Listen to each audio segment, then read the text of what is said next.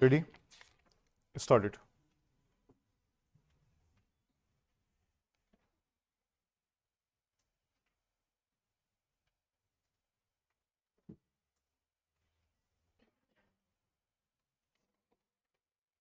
Sir, I would like to say a few words about the changes made by the Joint Select Committee in the bill. As originally introduced, these changes related mainly to the development and regulation of interstate transport. Period of validity of permits for operation of transport vehicles, payment of compensation to operators in case of nationalization, and some other matters. I am glad to say that the committee, realizing the need for developing and expanding transport facilities in the country, proceeded to make changes so as to produce the desired result. The committee felt that the development of interstate transport is not such as can be taken care of solely by the state governments, as was the case hitherto, and the time has come for the central government to step in and take powers to develop, coordinate, and regulate the operation of transport vehicles in respect of areas or routes common to two or more states. They accordingly endorsed the principle contained in clause 57 for setting up a central authority for this purpose, but considered that instead of two separate authorities as proposed in the original bill, representatives of the concerned state governments as and when considered necessary. This is a distinct improvement over amended clause 52 and decided to remove the mileage restrictions for grant of public carriers permits between places connected by railways. This will give greater freedom for movement of vehicles for interstate operation. As regards the period of validity of a permit, the committee was generally of the opinion that as the prices of vehicles had gone up, the operators needed security of business if they were to invest large amounts of money for providing transport facilities to the general public. One method of ensuring this, it was thought, would be by increasing the period of validity of permits, and another by doing away with the present provision of giving preference to applications for renewal of permits over new applications. Clause 50 of the bill was accordingly amended so that a permit for a stage carrier shall be effective without renewal for a period of 3 to 5 years, and a public or private carrier's permit will be effective for a period of 5 years.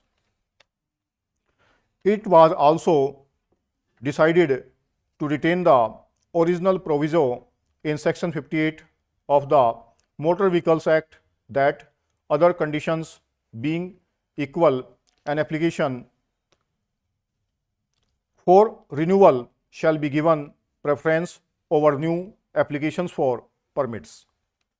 In this connection, I may mention that the committee also made a provision in the bill that other things being equal, the cooperative societies running transport services should be given preference over new operators.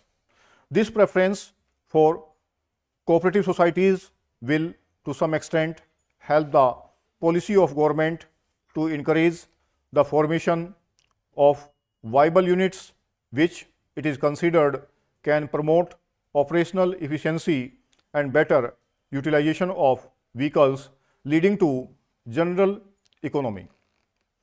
the question of payment of compensation to operators displaced as a result of introduction or expansion or nationalization of road transport services was discussed by the committee at great length.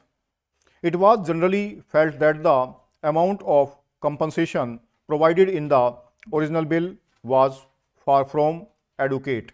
It was also urged that every time the compensation should be paid for non-renewal of permits and that the amount payable for the cancellation of a permit or the modification of the terms thereof should be fixed with reference to the earnings of the individual operator concerned.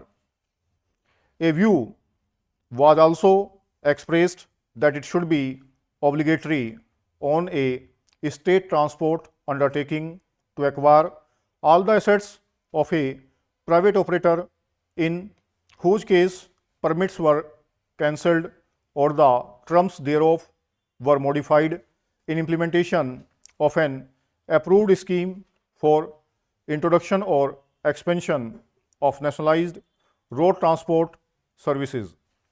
After careful consideration of all these points, the committee decided that the amount of compensation originally proposed should be doubled. The committee thought that there was no question of compensation so far as non-renewal of a permit was concerned, as it did not involve any loss of business. Compulsory acquisition of assets was also not favored, as it was feared that a good deal of unserviceable vehicles would be passed on the nationalized transport undertakings and that would from private operators by negotiation. The committee also amended clause 37 to provide for directions being issued by state governments to the state transport authorities to grant permits for alternative routes or areas to operators displaced as a result of nationalization. This will help in rehabilitation of displaced operators and also lead to opening of more routes.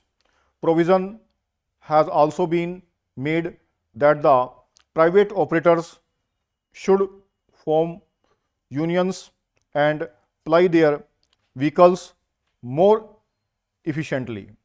Sir, we have just heard the Honorable Minister for Revenue and Civil Expenditure tell us the circumstances in which this bill has come before this House. He has also told us that it is one of the very important items of revenue so far as the states are concerned. Till the other day, we had Part B states in our country, and those states used to levy internal customs duties, but after 1st April 2005, under the Constitution, those Part B states which used to levy customs duties were barred, and instead the alternative revenue for the loss they sustained by giving up customs duties under the Constitution was the sales tax.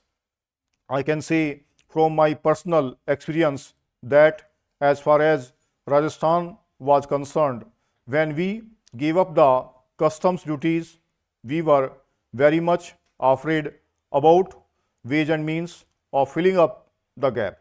But it was a matter of satisfaction that during the course of a year or two, by laying this sales tax, we were to a very great extent able to make up that loss which we had sustained by giving up the custom duties.